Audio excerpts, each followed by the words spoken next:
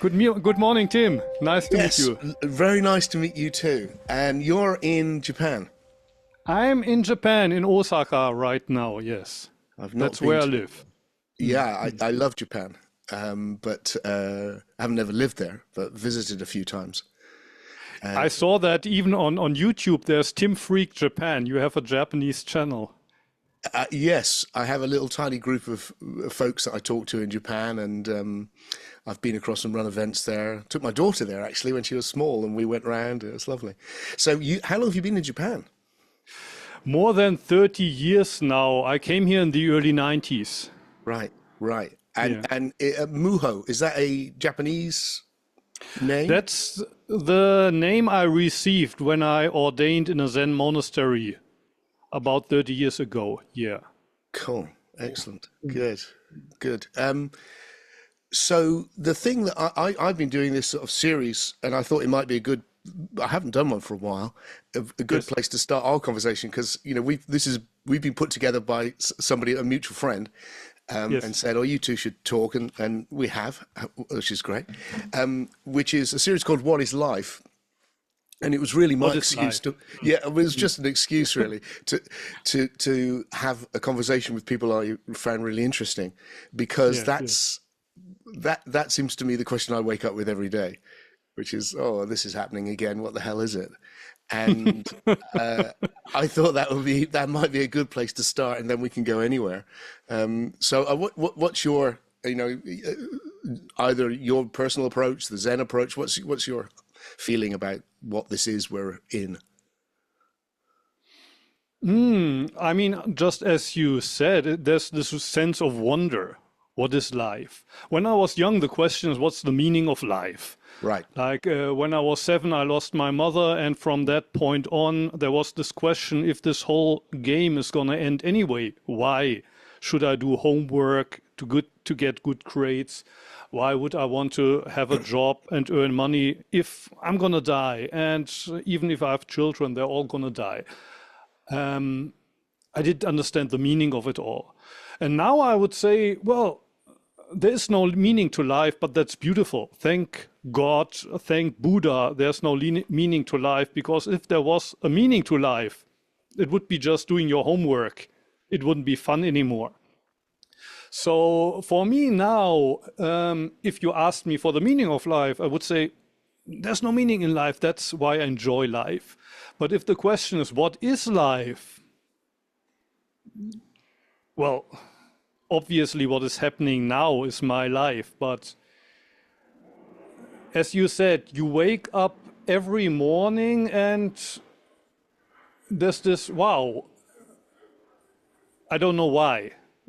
At least in my case, I don't know where I returned from. Where was I at night when I wasn't dreaming? But there it is again, and I don't know what it is. But when I was young, it tormented me. I don't know why. Why was I born? How could my parents be so stupid to have unsafe sex? Why had it be? Why does this have to be? And now I say, I don't know why, but I enjoy it. It's quite nice. Although the Buddhists, of course, say life is suffering, but I made friends with suffering in a way. Yeah. So how does that sit with all the people that aren't enjoying it in terms of how you see life? I mean, I get that criticism, of course, also from the Buddhists that say, well, but the Buddha said life is suffering and it's not satisfactory. And of course, I get the point, because for me, my life for so long felt like suffering. And if you ask me, are you satisfied all the time now, 24/7? Of course not. Of course not. But in a way, you could say I found my peace with suffering. So, and of course, I realize that I have it good here in Osaka. So the unsatisfactory of my life is a very luxurious form of unsatisfactoriness. I turn on the tap, there's water that I can drink, I have enough to eat, I'm protected from the rain. But I'm convinced there's a path to this, how do you say, feeling at home here in this moment. Even if you have only a minimum. Like 20 years ago, I was living in a park in a tent for 6 months. I had the plan to live there for several years. It turned out that my teacher in the monastery then died, and I was called back into the monastery. I became his successor, but I had the feeling that the homeless people living there in the park in Osaka, they were quite at peace with their situation. And of course, there's many people out there in the world for whom it's even worse. If we think about the kids in Gaza right now, if we think about the Ukraine, of course, I wouldn't tell them, oh, it's fine, it's just fine.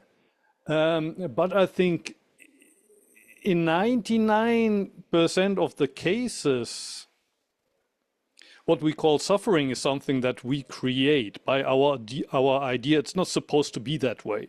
And of course, I don't want to pretend that there's this 1% where actually we should do something about it to relieve the suffering.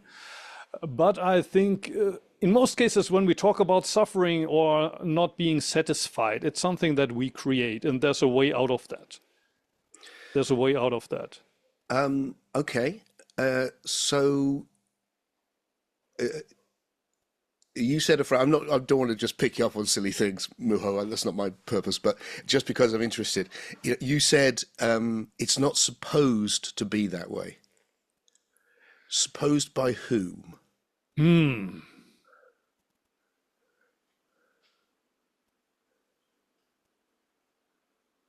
Of course, you got a point there. You got a point there. I mean, it is the way it is. It's just that there's the danger. It is the way it is. Therefore, it's good the way it is. And I wouldn't make this extension. Yeah, I completely. The world is exactly the way it is. And when I said it's not supposed to be that, I mean, you got a point when you say, well, who has this idea it's supposed to be that?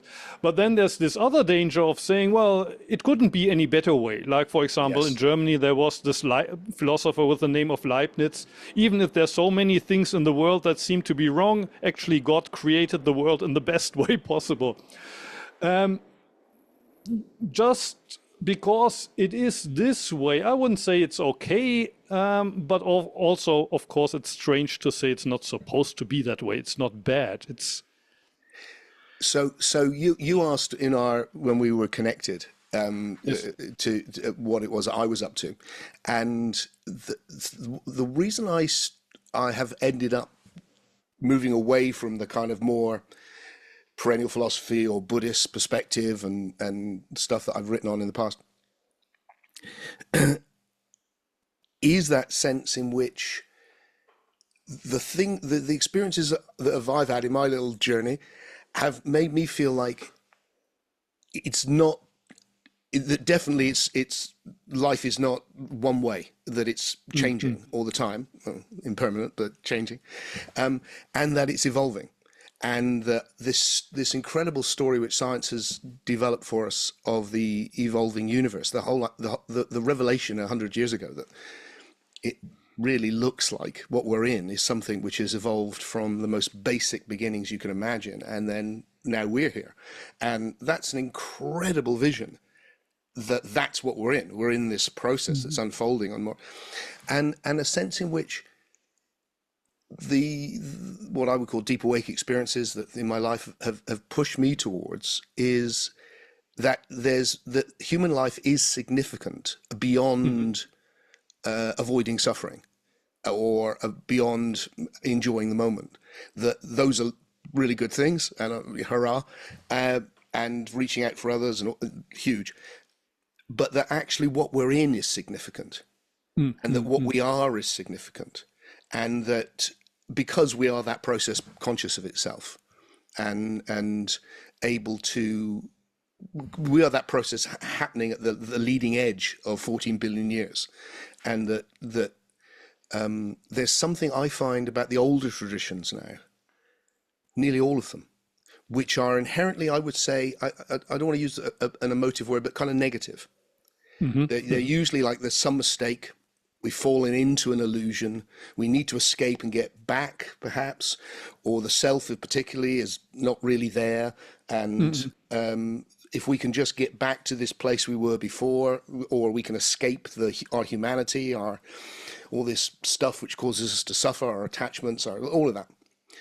Rather than that, and what's happened is a kind of switch has moved around for me and gone, no, that's where it's all led to. It's all led to this funny, these two bald-headed guys, one from England and one from Germany, who've found themselves alive, don't know what it is, and done their best to live it and experience it, and that's that sort of sense of significance. What would you say is the mistake in Buddhism? You talked about these mistakes in all of the old religions. Okay, so I'm aware that Buddhism is a very, very big thing. And, it's very easy to just go, well, this is Buddhism. And obviously that's not true. It's vast. And let me say for a start off that I think all of my take would be that fundamentally, these are all traditions which have developed at the leading edge at a certain time in history. And so the big, another sort of transition moment for me 20 years ago or something was when I thought, I need to do what the people I admire did, or do my best to. And the people I admire are the people that moved it on, which is why I still know their names, because they moved it on. And so my problem with all of the traditions, including Buddhism, is that it speaks to a past time, in my view. So the big thing it lacks is an evolutionary understanding of the universe. So, and how could it have that? Because that's really only just arrived. But once you've got that, then that turns it around. And there's the idea, I think there's a lot of confusion. You can help me with this maybe, because I think there can be a misunderstanding perhaps of what the whole no self is about. One of the things I struggle with, obviously the neo-advaita thing has really taken off in the West, and that's different, but that the self that's being denied is probably a self I would also deny. The idea of the Atman, the permanent sense of some divine spark or anything, doesn't make any sense to me either. But the sense that the individual is the apex of the evolutionary process, and that it's through the individual that these states which people have been exploring, lots in Buddhism, of coming into what I would call communion, oneness, transcendent of the normal states of consciousness, are hugely significant. It's just that we need to understand them now in a new context, because our psychology and then hopefully our spirituality has evolved. Does that begin to open up that a little bit? I'm sensing not.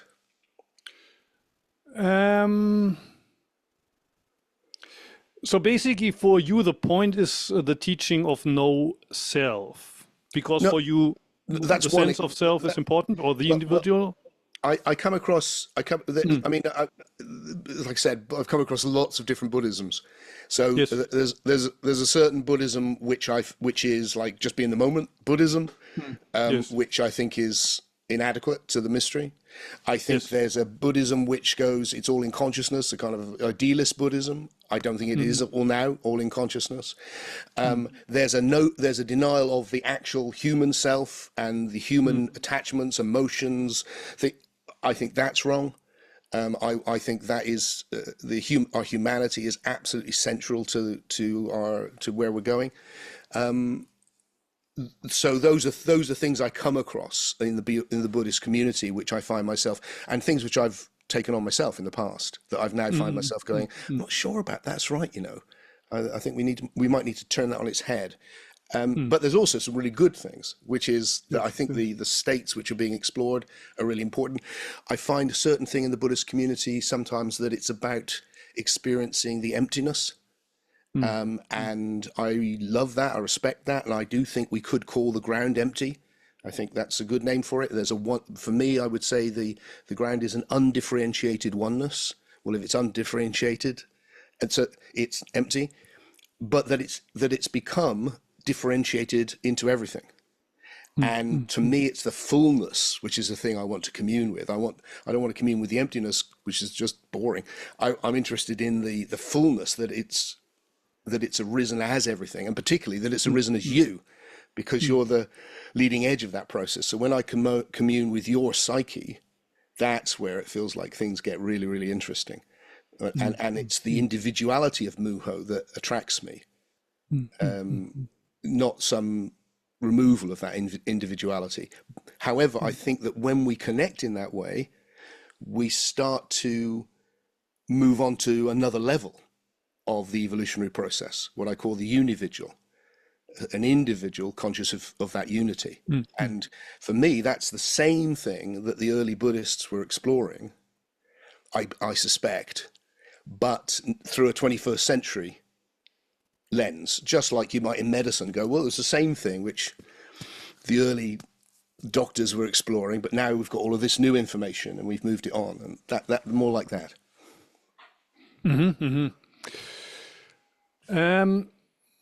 I'm not quite sure if I understand it right. And one thing that I don't quite understand is this idea of an evolving, what is it, consciousness?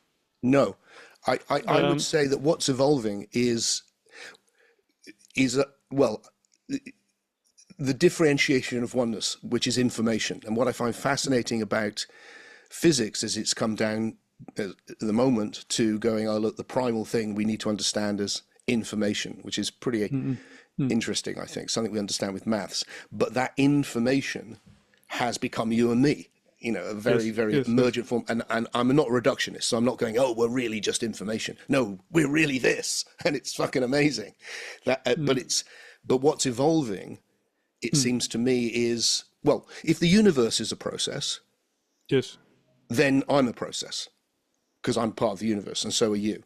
So, and a process is kind of made of its past, because it's an unfolding of something. And what I'm exploring, Muho, would be the past hasn't gone anywhere. This is my problem with just being in the moment. It's like the past is present. That this moment contains us connecting. It contains you moving to Japan. It contains you as a little boy with your mum and all of that, and way back, and then the evolution of humanity and the Big Bang, and all of that is informing this. So my sense is what's evolving is these individuating systems, these individuating systems, which are, that sounds so cold, but you know, I'm not trying to deny the warmth of our humanity, which is the one in relationship with itself as everything, including you and me. So that's what's evolving, I think. Could you give me a rough sketch of this evolution? To me, it sounds like, well, originally we were all one, but this oneness split into individuals, and right now this oneness meets here as Tim and Muho. But we're evolving, and then does this mean that these individuals that we are right now will become unividuals and become one again? So is it oneness splitting into many and then returning to the one again, or how should I imagine that? That's a great question, and very similar to what I did explore in my earlier books. I see it slightly differently now. When I say that it starts as one, I mean literally as banal as what we mean by the number one. No qualities, nothing, emptiness. So undifferentiated. So we are not all one. There's no we, there's no nothing, there's no intentionality, there's no meaning, there's nothing. There's something which can become anything, which is in the process of becoming this, and who knows what else, but this. So that what's happening is that the evolutionary process, which has come through information and then matter and then life and then psyche, this non-material domain that you and I are having the conversation in, of the soul, that's what's evolved, and that through and the most fundamental level of information is, well, the bit in computer terms, this or that, which is duality. So that undifferentiated oneness in duality will become everything, and including the duality of me as a system and the universe, and you as the human being, as human system and the universe, and that we're not returning to the oneness. It's like it's a whole new thing. It's like here, and my sense with that is that a bit like has happened throughout the whole process of individual systems have become individual enough that they can unite into something greater. So like my body really, fascinates me, that there could be trillions and trillions of individual cells. And for most of biological evolution, that's all there was, just individual cells. But they've managed to combine to form something as complicated as the human body. And that what's happening, I wonder, is that the new level, the soul level, the psyche, is also beginning to come into a type of communion and form a super system, a super organism, which is what we experience in those sublime deep awake states. And that's why it's such a, well, I would describe it as this enormous love and this sense of being part of something greater, not because we've got back to anywhere, but because something absolutely new is arising in that 14 billion year process. When you had this talk with Cosima, you were using this metaphor of the two hands, the right hand and the left hand. And in the case of our body, well, they are connected.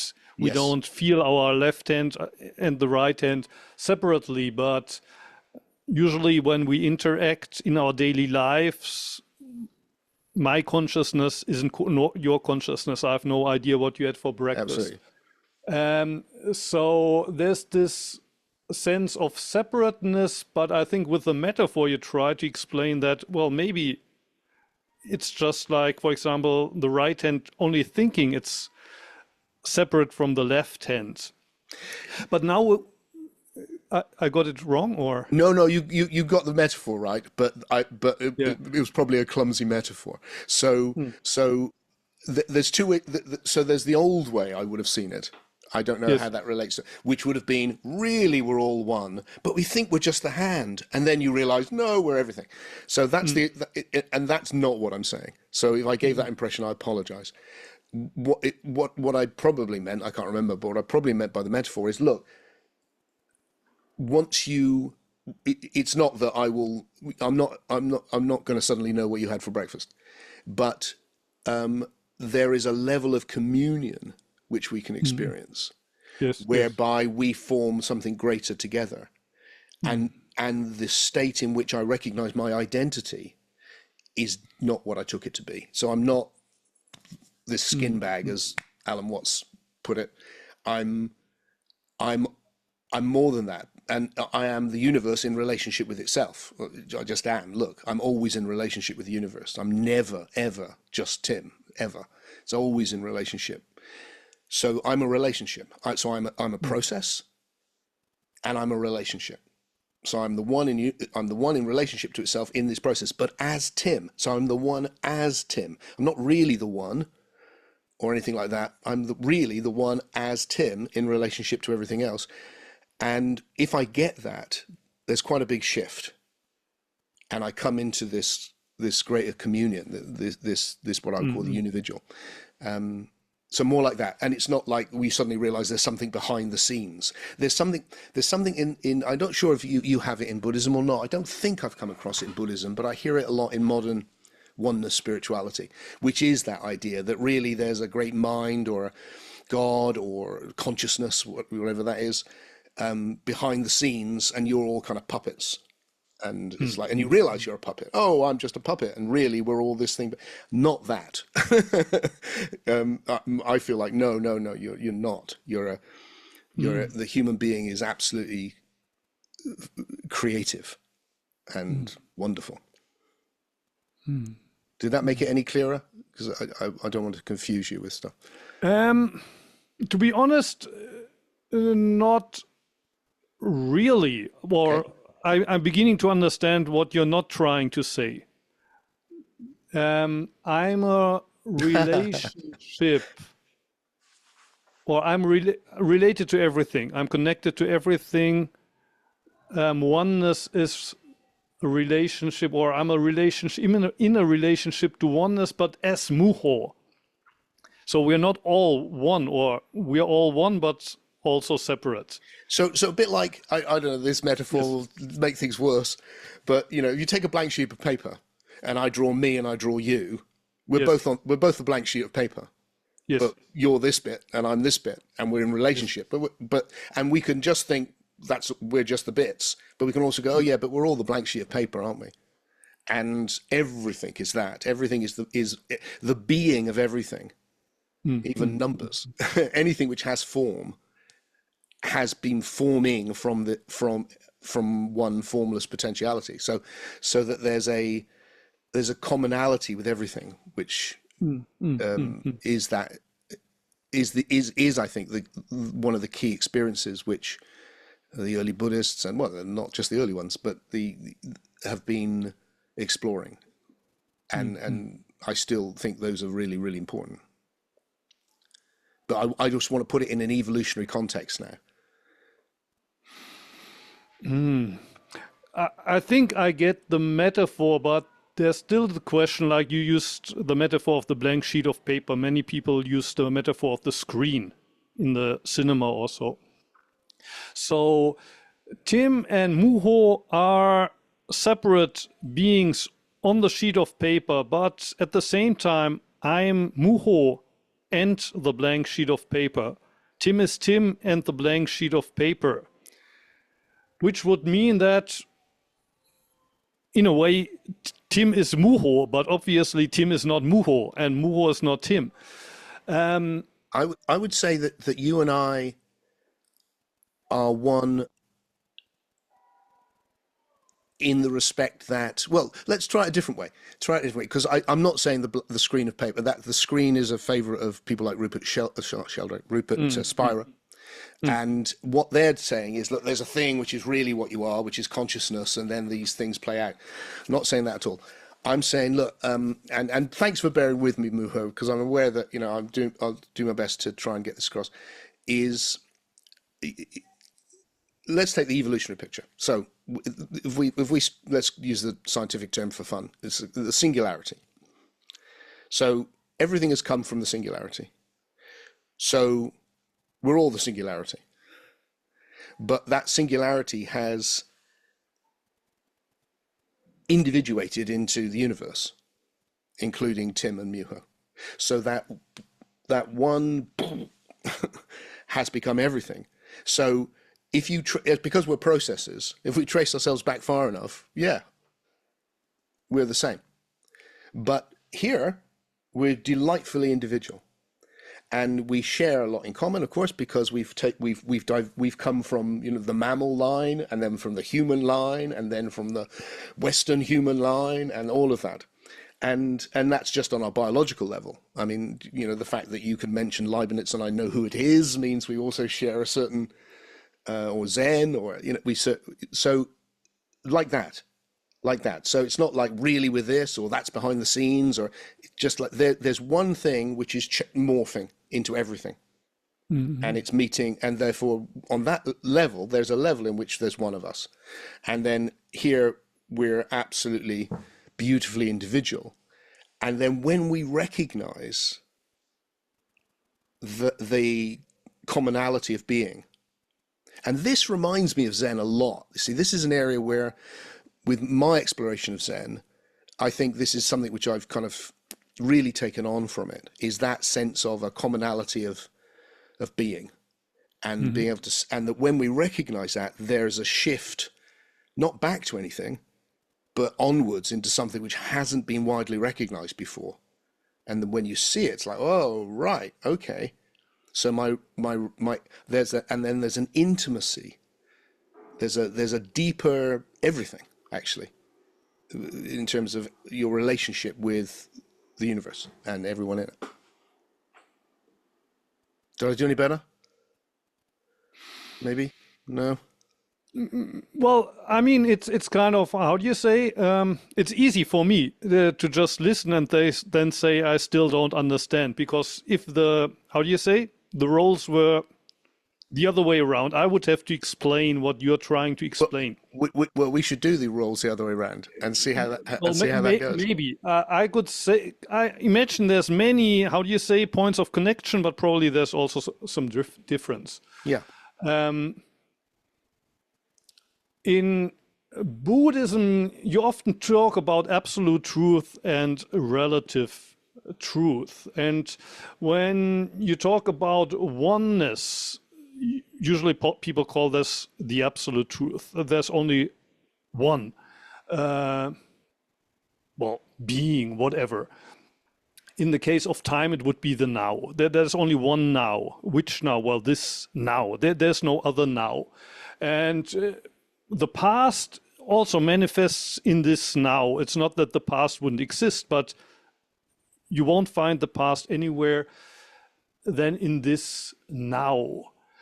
But from the relative perspective, this now, what I call now, is only one point in time in a long history, 13.8 billion years, and there's going to be a long future, and each point in time is a now, a singular now, and they have all the same right. But from the absolute point of time, there's standpoint, there's only one now, this now. There's not many. There can be. What do you mean by one. the word absolute, Muho, in there?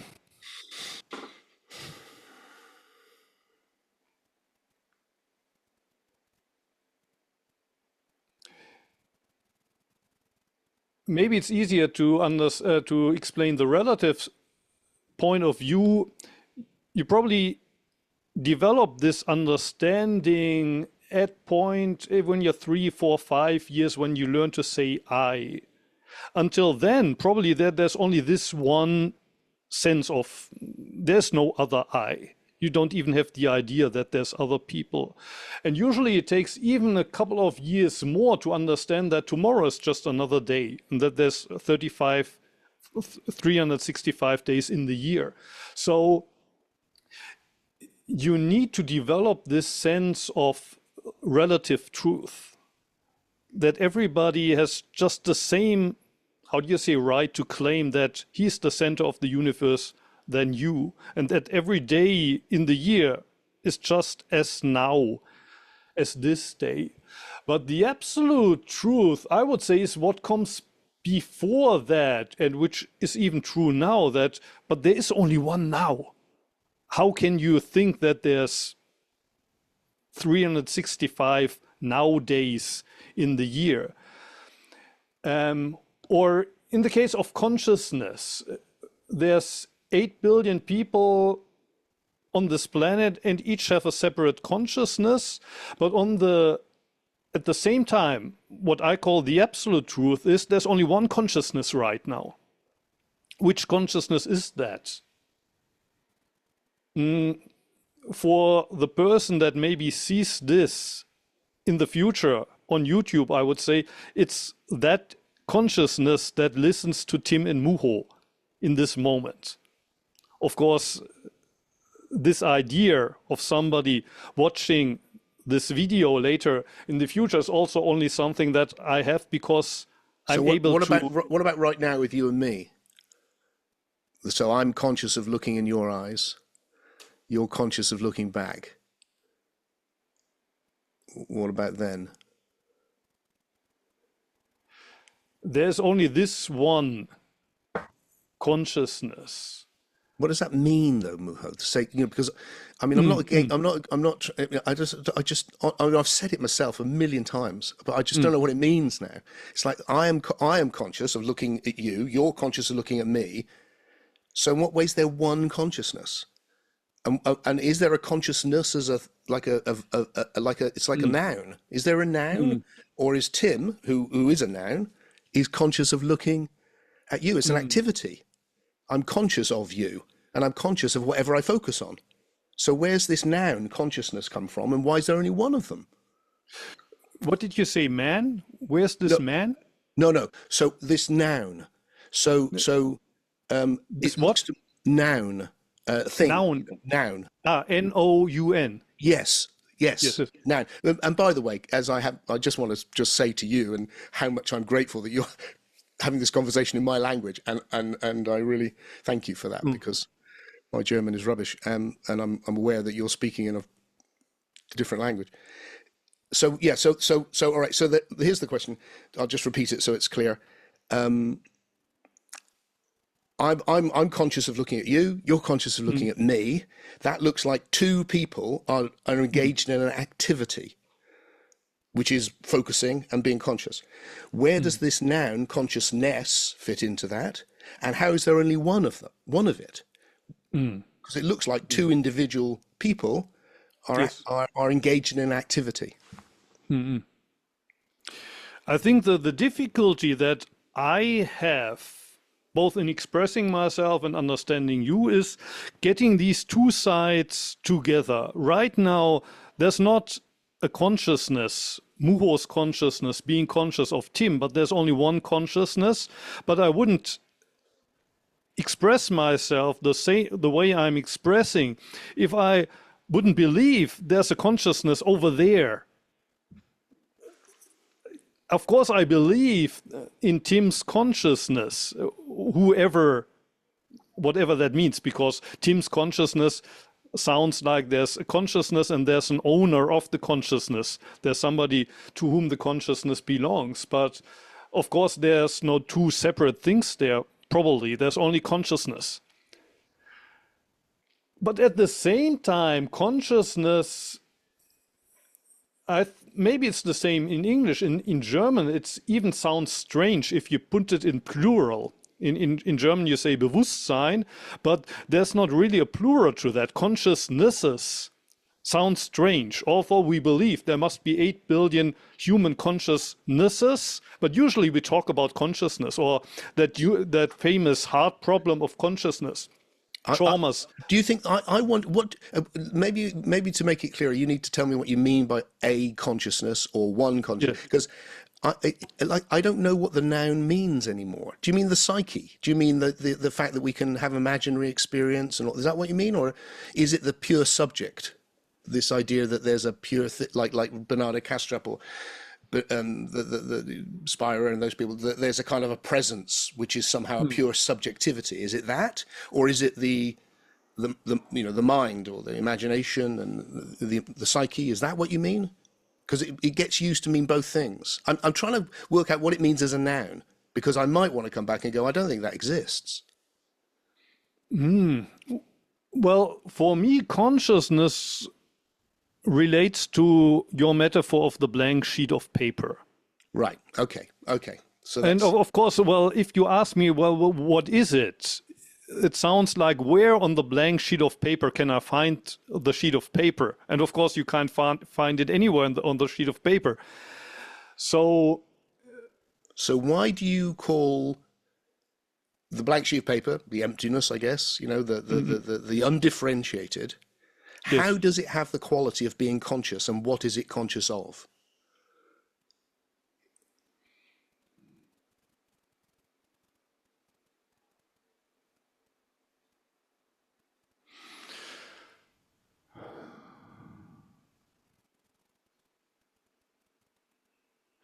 You were asking for the noun, but now I'm wondering, what does the verb mean? Like being conscious.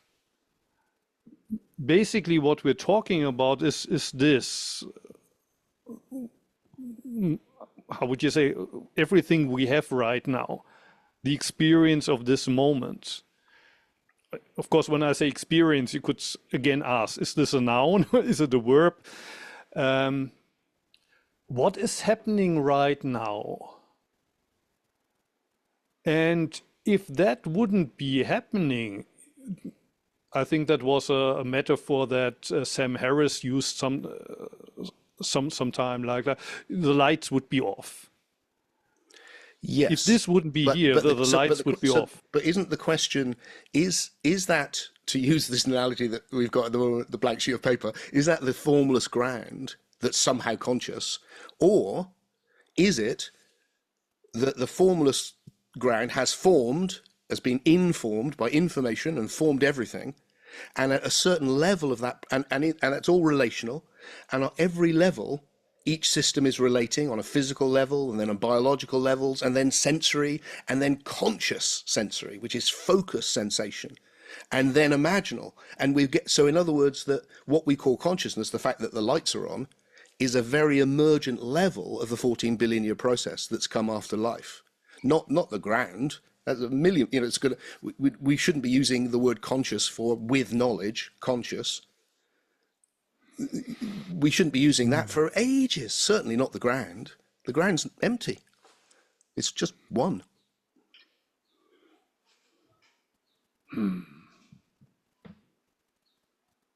So that was the shift for me that has led me down this new path. Yeah, I'm beginning to see where we differ.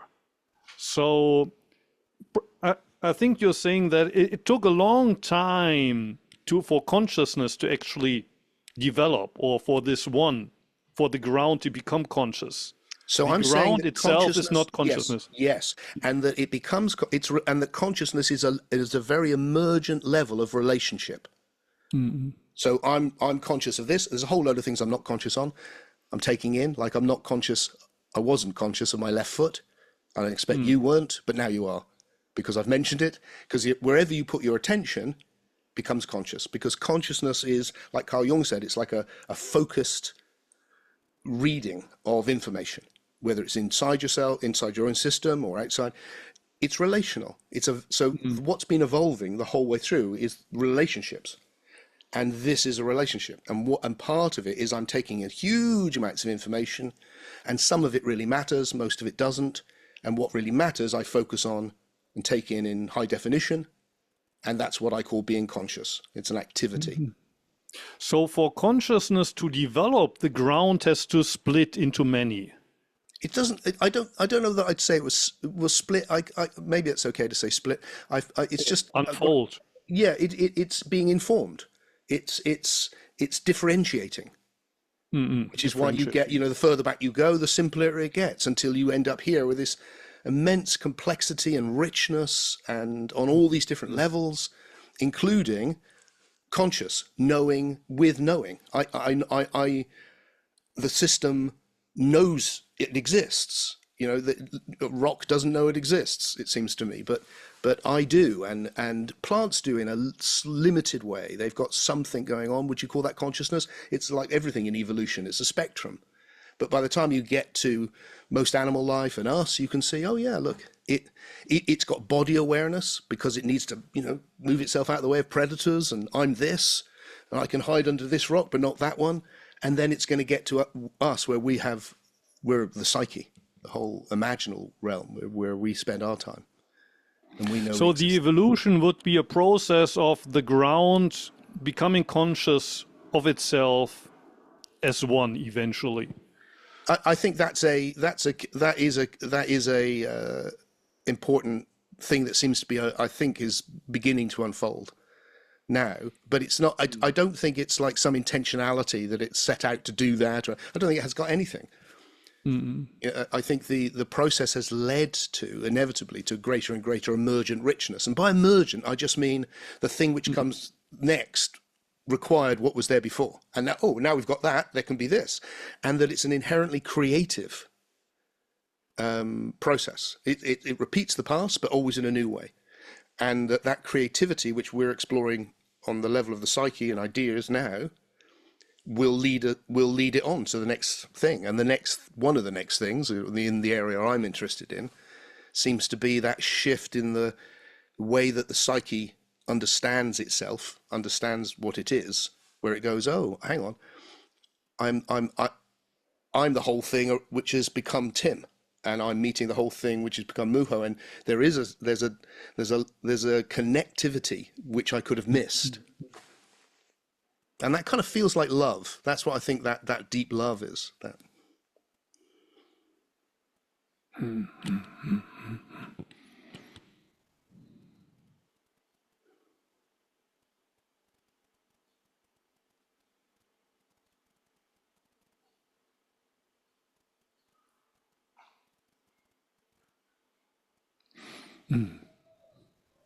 Interesting. I started to talk about this kind of, what I say, absolute and relative truth. On the relative level, we're all separate but connected, and what I call the absolute level, there is only one, the reality of this one consciousness, or this one moment. And I personally, how do you say? I think these two contradict each other, but I personally feel there's no way to connect them. And what you're trying to do, to me, sounds like you're trying to connect them.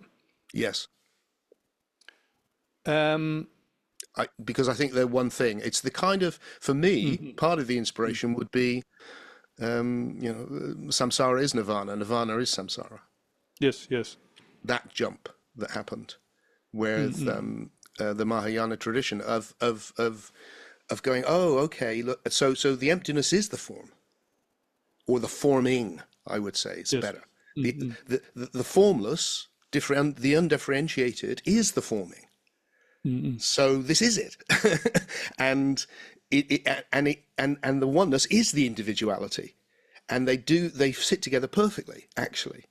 And the problem I have with the absolute and the relative, and I'm not saying you're doing this at all, but I did this, and I see it happen a lot, which is kind of like, there's the relative, and it's fine, but then there's the absolute, and that's what it really is. And my feeling is, it's like almost shifted around. It's like, now it feels like, well, if the absolute is the undifferentiated, if that's what absolute means, undissolved, undifferentiated, it's like, yeah, there's the absolute. But it's risen as the relative, which is where all the action is, because it's become this. And that's why it's amazing, because I'm conscious of it, and I'm all the differences, and so now I see them as one thing, and I certainly don't think the undifferentiated is the important bit. I agree that you could, how do you say, relate this famous phrase, formless emptiness, emptiness, form, emptiness being the absolute, the one, and form being the relative, the manifold. Where there might be a difference between you and me, I would say it's both at the same time. We're living in 100% samsara, but it's 100% nirvana at the same time. It's not that we're moving from samsara and those who got enlightened there already in nirvana. There are two sides of the same coin, but where there might be a difference is, for me, there seems to be no way to, how do you say, be just in the middle of the coin. Either you look at the side of samsara or you look at the side of nirvana, and it's not that one is better and the other is worse. You need to see them both. To live your life, you have to understand samsara. You have to have both feet grounded in samsara. But to be happy in this moment, you also have this sense of nirvana at the same time. You need them both, but... So let me get this right. And sorry, I don't want to interrupt you. Please finish what you were going to say, because I just wanted to ask you a question about a term. I've interrupted you now, so I will. So I was, the first half of what you said, I was going to go, oh, I think that too, which is that they both exist together. It's not. I think. And then you said it's like a coin. You can only get one side or the other. And it seems to me, and this may be where we mean different things, and it might be the nirvana idea, the absolute idea where we're different. So for me, sitting here, there's both. It's like it's one thing. It's one thing as everything, and they do coexist. And I can focus on one more than the other for sure, and I can withdraw into myself by cutting off everything else and going and move into emptiness. And then there's another state, which is the one I'm really interested in, which isn't the emptiness. It's the next level of the fullness. And that's where that's where in the past I would have called it God. But it's not a God who's at the beginning creating everything. It's the most emergent level of the process, that the universe has flowered into something greater than me. But I get to be a part of that. So that's where I would go with, so that there's not just, it's not like, oh, well, I'm getting back to the absolute emptiness. It's like, not really that interested in that myself, although it's there. It's moving, but the recognition of it helps me move into this more emergent level, which feels, well, divine, really. So that's kind of different. But there's something's the same, though. Something's the same. Like I was talking about the two sides of one coin. What is this coin? Well, it's life. Life is that coin. So both sides are always connected. But what you say to me sounds a little bit like one side of the coin evolving towards the other. Maybe so I'm not saying there's two sides to the coin. I think that's the key. I would have done. So I think I understand what you're saying, because I think I would have been, if we talked, I don't know, 10 years ago, I would have been like, yeah. So for what I would say now is, forget the coin. There's a formless, something that can form into anything. It's just form, and it's differentiated into this, and all the levels of that process are still here. So there's my psyche, which is like the most emergent level. There's my biology, that's still happening, a biological world. There's the physical world. There's the quantum world underneath that. There's the purely informational underneath that. And underneath that, there's the formless emptiness. And it's all here because it's all emerged to this level. And I can put my attention on any of that. I can put it onto the psyche. I can put it onto biology. Through physics, I can reach right into the nature of matter. I can read mathematics, information, and through meditation, I can go into the emptiness. And it's not there's two bits. It's like, no, there's one thing just going. It's it's just one thing differentiated, and you can go down back to there's the one thing, and there's all the differentiation, and one isn't absolute and relative. It's all just one thing. And again, one might be the wrong word to use there. It's one process, maybe. Before you said one might be the wrong word, I wanted to ask, what is this one thing that's emerging or evolving? What I mean by one, again, is the undifferentiated. Something because the differentiated is two, and the one is two. So the one is also differentiated, and the two is everything. And for the undifferentiated to emerge or to evolve, there must be something, some space or something in which it can evolve. So wouldn't that mean that there's something beyond the undifferentiated? No, I don't think so. So I think we need to, this is a tricky area now, but for me to communicate about, so please forgive me, but I'll do my best. See, I think what we've seen through physics is that if you drill down into the ontological basement, as one famous physicist called it, you reach a world of which really is information. The quantum world is possibilities, information, waves, waveforms, they're numbers. That's how we understand it. Now, I'm not saying it's mathematics, but that's the language with which we can understand that primitive level of the universe. So if you come back down and down and down, what you're arriving at is something mathematical. So 1 really means for me 1, and 2 is 2, and it's going to emerge first, or it's emerge at the primitive levels are going to be mathematical relationships, which will then give birth to probability relationships, which will then give birth to physics. So I don't think we need to think of anything. Before wouldn't make any sense, because on this level there's no time. So time is an emergent quality that's going to arrive with probability, which is part of maths. But the mathematical relationships are not, they're not temporal. You wouldn't go, how long did it take for the 1 to become 2 or the 2 become 3? It's like, well, there's no time. It's like asking, does 5 like chocolate? It's like, the question makes no sense. So if once you've got the space and time are emerging through that process as well, then a lot of those questions just disappear.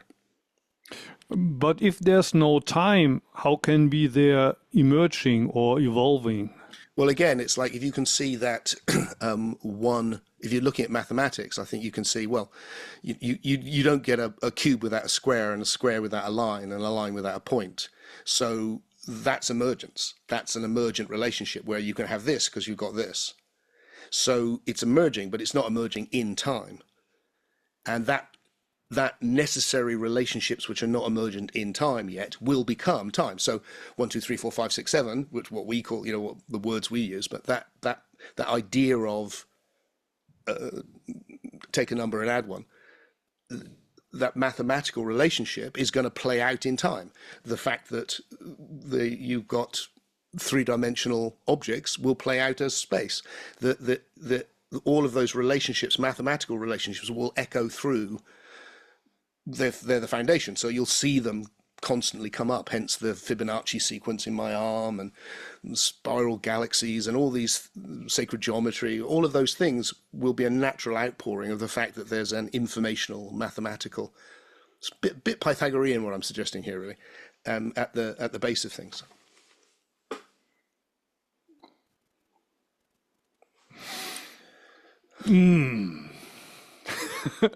Now I'm pretty sure I completely don't understand. I'm aware that this bit in particular is tricky for folks, and whenever it is, I always think it's because I haven't learned how to say it, and I think that's probably true. I haven't learned how to say it, but I'll give it one more quick stab, all right? Because I want to be respectful to you. What I'm suggesting is, look, it looks like from the perspective of science, it looks like we go down to information. And it looks like the language the only language we can start using is the language of mathematics. And the relationships with mathematics are, in a sense, emergent. Like I said, 3 because 2, 5 because 4, cube because of square because of line, blah, blah, blah. But it's not temporally emergent. It's not evolution as it will be later on. And so the idea is that the process we call the evolutionary emergence itself is evolving. And the way that you and I evolve is quite different from the ways that biological species evolved. We're evolving on a soul or psyche level now. It's a completely different thing.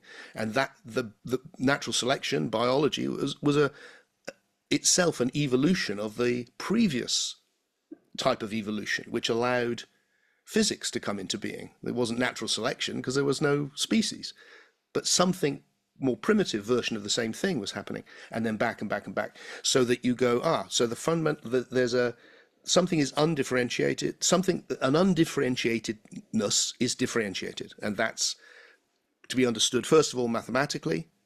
Then from that, what part of mathematics is probability, and from that and probability is not necessary, it's contingent. You don't know, it could be this, could be that, and that's going to give rise to could be this, could be that universe, which is what we live in, and that's going to arrive first as probability, which is what you find in quantum physics, and then that's going to solidify into patterns that repeat but always slightly different, and that's going to give you physics, and then physics is going to become more complex and become species. Now you've got life and death, and with life and death you've got a different form of evolution. where it's all about the ones that can deal with life and death best, can avoid death, and that will move the species on, and then you're going to get psyche. And now I think it's moved on, and for me, and I as a Buddhist, I don't know whether you would take this on or not, but to me, the latest level of that is transmigration. It's that the psyche has evolved to survive the death of the body, and that it's evolving on that level now. That's so it's gone from mathematics to the transmigration, but it's one evolving spectrum of evolutionary emergence. Let me just make sure what we are dealing with. From a scientific point of view, probably people would say, well, nobody really knows why the Big Bang happened, if it happened, what happened before, but if it happened, it was a huge mass of energy, it was matter expanding, and then after billions of years, for some reason, we had life, and then we had eventually gradually higher forms of consciousness. So we will start with matter, life, consciousness. What are we starting with in your system? Do we talk about matter when we talk about this one undifferentiated, or is it information? You use the term information. Sorry, Muho. Yeah. So I think matter is, I think generally the view in physics would be like, it's not materialist anymore. That matter is itself something which has arisen from deeper levels. And more people are talking about the emergence of space from entanglement on a lower level, and even the emergence of time. And so that's not to say that we don't know whether our Big Bang was the first Big Bang, or whether universes give birth to universes, and there's all sorts of possibilities. But talking ontologically, looking at the nature of reality as it gets simpler and simpler, that's where I think, for me, we come back to information, which is what we study. Information. Yeah. Is there a simple definition of the word information? Yeah, for me, it's the differentiation of the undifferentiated. Information is differentiation. That's what information is, which is why here, like, the level of differentiation is just so extraordinary. But in the early universe, it's not. And then, you get that recurring sense of relationship, like you said, an explosion of energy. I love Stephen Hawking on that, where he's saying, what's so interesting is that people think there's this thing called energy, and there's not. Energy is a relationship. And what's happening is that what happens is that with the Big Bang, there's an infinite amount of negative and positive energy. So energy pushing it out and energy pulling it in, which is which cancels it. So there is no energy. It's just like there's no left and right. There's only there's only the relationship between them. And I find that absolutely fascinating. So you've got this same perennial idea, very Taoist, I think, that the Tao is yin and yang, and from that is coming everything, that interchange of relationship. And I mean, I find it fascinating that I can put energy into this cup. I just did, but no energy went in the cup. It's just got more potential energy because it's higher from the earth. And I had to transfer that because I had to use my energy to lift it up. But I haven't put any energy in the cup. I've just changed its relationship with the mass of the earth. And in that way, I love that physics is pointing towards something which I do think was in the mystical traditions way before, which is that it's relational. It's one thing in relationship with itself. So something like that is the way I would look at it. So yeah, like the Tao Te Ching, the one is two, the two becomes three, and the three has 10,000 things. It's like, it's that old idea. But at the same time, I think you said there's no time. So usually we think about this evolution happening over the course of 13.8 billion years. I do think time is absolutely essential. I think that, but I do think also that it looks likely to me that time, as time as a sense of this is happening quicker than something else, which is one of the meanings of time, is itself can only emerge when there's more than one system in relationship to other systems. So time itself is going to be an emergent quality, like space is an emergent quality. But the process of emergence can predate that. It's just hard to think about that in non-temporal ways. But like I said, if you think about it as mathematics, you can see it's not temporal. It's relational, but not temporal. So I do, but I don't. Please don't get me wrong. I think time is absolutely essential to understand that time exists and is real and is important, and that we would never have been able to meet up at the right time without it. But in different times, because you're on the other side of the world. Different time zones. Yeah, difficult. I never read any of your books, so maybe I should do that. I listened to some of your talks on YouTube, but it's difficult. Okay, well, try Soul Story if you want to. That's the newest one. It is. It's quite old now, but because I've spent a long time working this up into a new thing I haven't released yet. What I'm attempting to do, and I don't know, it'd be interesting to know actually from someone who's become part of a older tradition, how this sounds to you. But what motivates me is wanting to take the essence of actually all spiritual traditions I've studied and all the bits I love, and kind of weave them into an eclectic mix that can sit with our modern understanding in a non-contradictory way, and can return in mainstream culture, because it's obviously, spirituality is massive, but in mainstream intellectual culture can return a sense of these experiences, particularly the whatever you want to call them, deep awake, I call them, but those really moments are not just some weird thing that happens to the brain. They are actually really significant.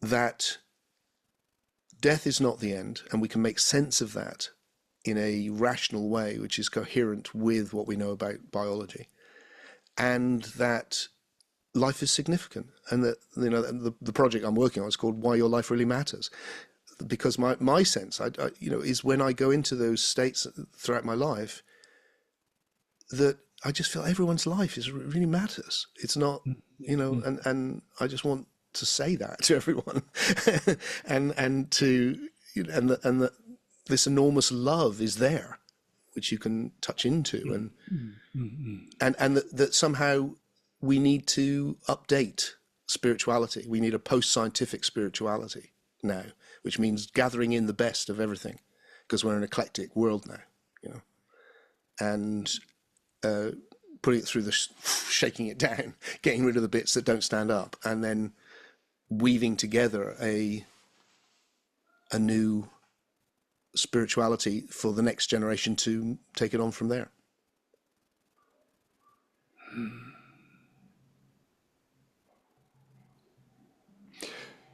Yeah, I have no kind of model of the universe, everything that could, how do you say, compete with what you just said. But without having read your books, it still sounds to me a little bit like if we were two kind of bacteria living in the colon of some huge dragon, discussing how the dragon looks like.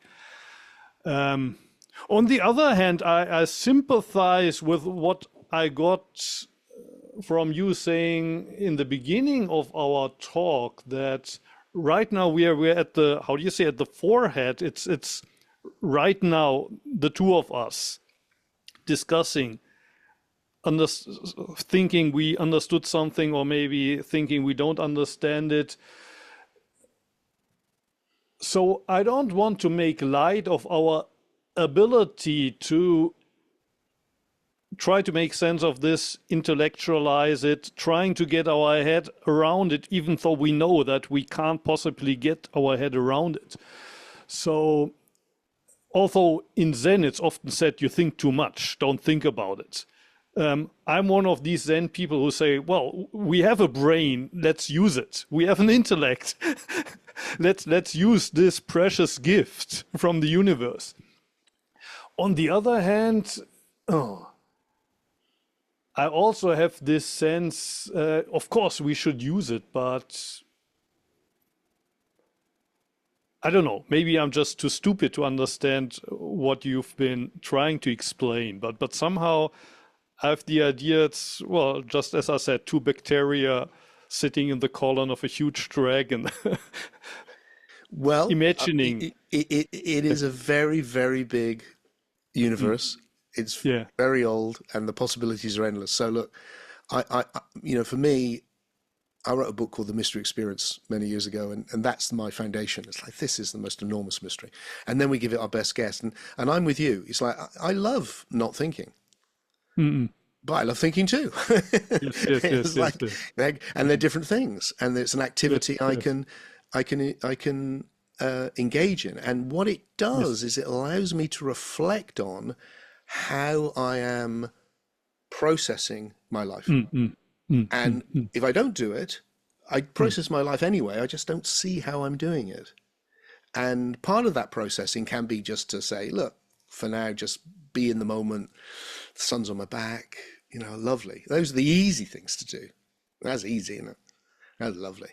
The hard thing is actually engage with the difficult process of one's life and death and illness and responsibility. And that's where it feels like, now I need to kick in with my understanding. And the better my understanding is, I don't really need it much for the sun on my back. Basic understanding will do. As long as I feel safe, I can go, yeah, it's great.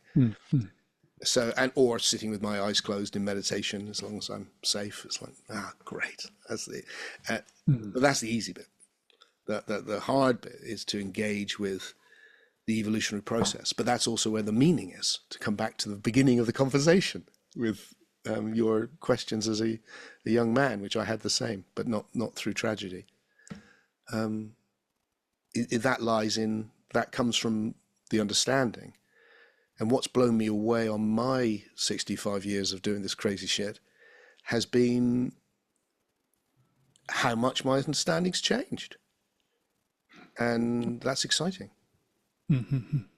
How much your understanding has changed. Yeah. Yeah. I mean, and how that affects my experience.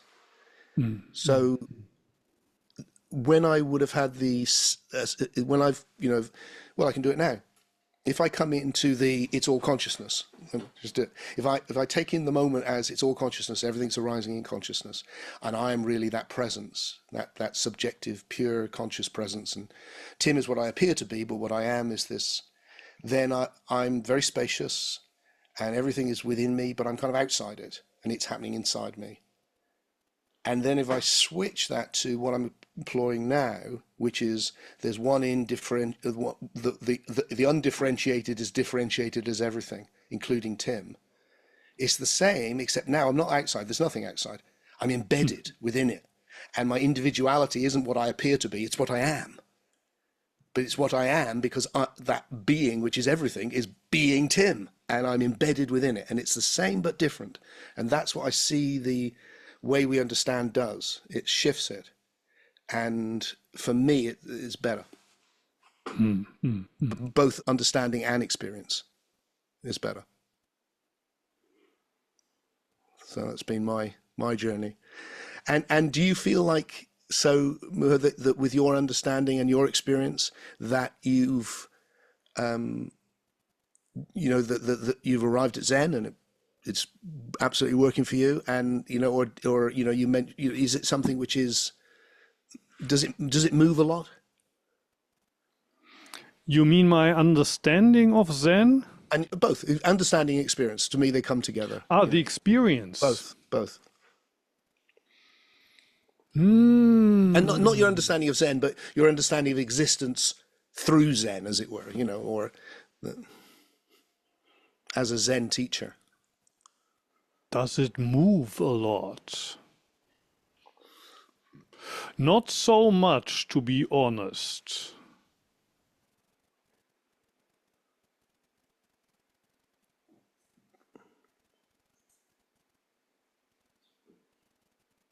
Like if you asked me, yeah, how has it changed? How has it evolved during the last 20 years?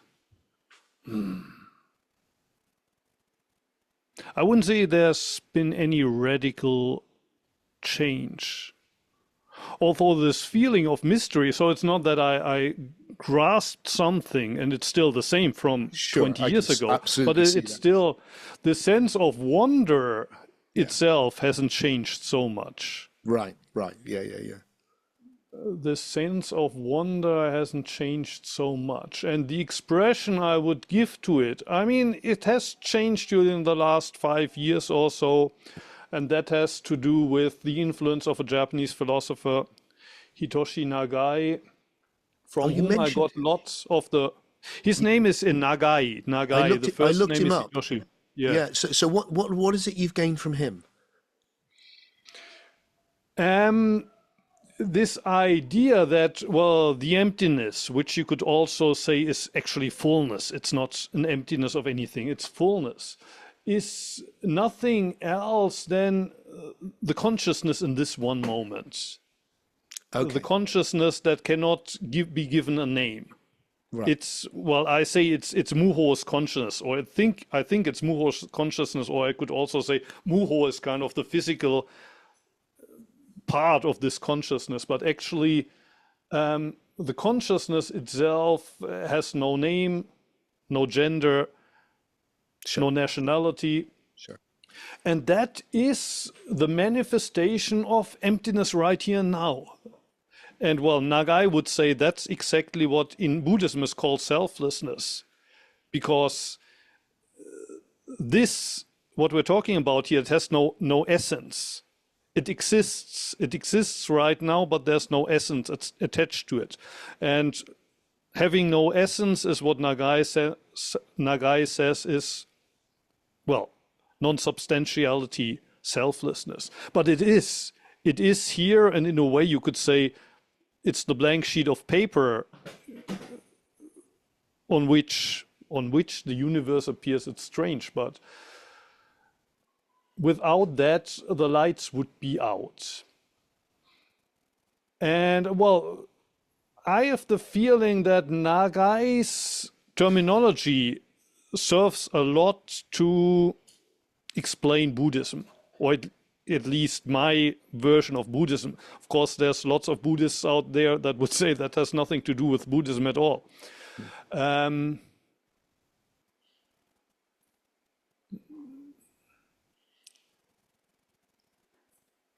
But even with Nagai, or I have the feeling it's not one picture. So there's these two sides. Yeah. The two sides that we're all different, but then on the other side, there's only one. It's so similar to my early works. I mean, it's almost identical to, well, everything up till about 15 years ago. Bit long. I mean, it's and the two sides. I developed this whole thing I call paralogical, which was how two things, opposites, sit together. How we could both and was my phrase. I became, you know, there was one point, Muho, where I realized that it's not going to be true now, but I thought, I'd always thought I was going to, you know, maybe leave a book for posterity. Somebody would read it in the future, maybe, you know. But I suddenly realized the thing that most people were picking up from me was a hand gesture, because I can't know if I could do it. I go this, which would be, here's the absolute, here's the relative, and it's like, and they're both here now. And it was all about that too, the two are one, they're happening now. And you said it earlier when it said, and then the latest one has been, no, they really are one as well. And that this process is what connects them. So when you said that consciousness, the gentleman whose name I can't remember, the philosopher was saying, for me now, that's exactly what I would have written. Well, I talked about my book, The Mystery Experience. That's in that book. Exactly that. But I mean, maybe we should read my early books. You'll probably agree with those. The thing I would say now is that undifferentiatedness, which isn't conscious, it's on everything. It's unconscious because it's on everything. It's just it's not anything. has differentiated into everything, and that when a system which has learned to be conscious in a biological way and then in a psychological way, and it then takes that focus and applies it to the undifferentiated, it is now conscious of it. Not that it is consciousness, but that when I apply it, so rather than, oh, really, I'm this, it's like, no, really, I'm Tim. But Tim can pay attention to that, and suddenly he's aware of it's all that huge, spacious thing, which is everything. So it's kind of like flipping it around, but it's the same, but it's flipped around. So it's not conscious, but it's become this, which is then conscious of it. And that's the experience, rather.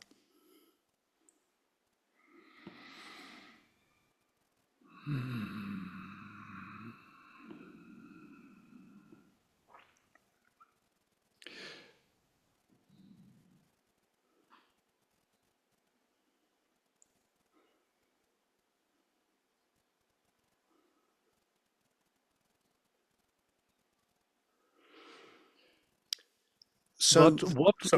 So no, you go, Muho. What we're talking about, this thing we're talking about right now, is also not only what we're talking about, but that is doing the talking right now. Or am I deluded here? No, I think Muho is doing the talking. Muho is doing the talking. Yeah. And what we're talking about The ground, is something the ground doesn't do anything. Because it's undifferentiated, but it is differentiated as Muho. So the ground, which is differentiated as Muho, is talking to the ground as differentiated as Tim. And we have arrived at a sufficient level of evolutionary emergence that we have learned how to pay some attention to the ground, which is a pretty counterintuitive thing to do, because mostly animals have been aware of their survival. But we've got ourselves to the place where we've been able to ask huge metaphysical, ontological questions, and it's led human beings to do all sorts of weird things, like going, so the universe is a universe, isn't it? I've been looking at all the separate bits. What happens if I look at the uni bit of the universe? What happens then? And then all these interesting things happen. And that's what I think a lot of the spiritual traditions have been about, or one part of them anyway. And how do we know that we are paying attention to the ground and not just our idea of the ground? Like people that's would. A great question. Great question. How do we know that with anything? That's I think. Well, how do we know anything? I think there's a difference